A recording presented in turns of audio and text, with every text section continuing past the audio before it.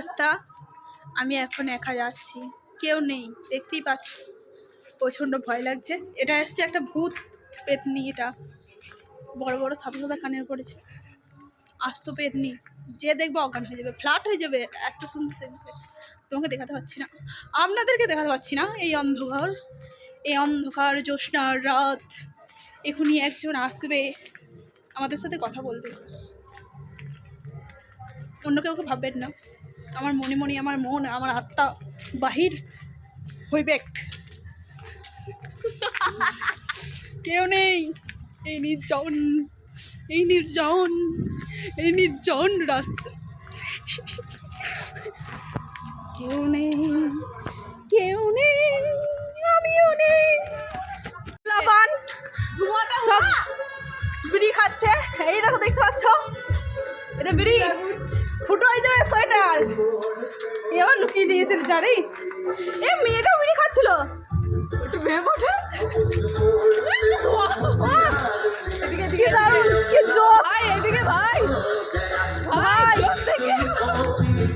ভাই, সামনে সামনে একবার।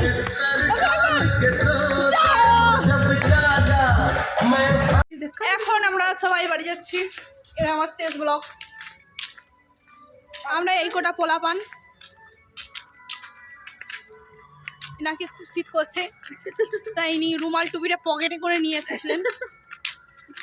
এখন কোনো লোকজন নেই বলে মাথায় দিচ্ছে, সব ভর্তি আছে, শুধু একটা এরকম করে বলিস না, আমাদের টাকার অভাব, কিন্তু সবাইকে জানতে দিলে চলবে না, দেখেই বুঝতে পারছো আমরা আমাদের হাইফাই ব্যাপার একবার।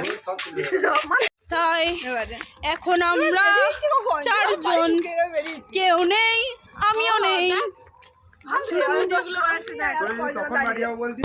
এখন আমরা আমাদের পাড়ায় ঢুকছি, এটা হচ্ছে আমাদের ঠাকুর পুকুর, এই পুকুরেই সব ঠাকুর বিসর্জন হয়। এটা হচ্ছে বাঁশবন, প্রচুর লাইট দেওয়া আছে, কেউ নেই, আমরা চারজন ছাড়া।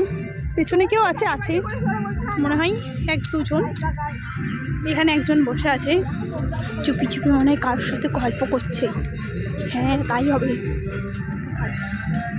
হচ্ছে আমাদের মনসা ও কালী মন্দির, এটা হচ্ছে আমাদের মহাদেবের মন্দির। এই তো আমাদের পাড়ার মাতাল ছেলেগুলো সব নাচ করছে, দেখায় কেমন কুমোর দুলিয়ে পন দুলিয়ে নাচছে।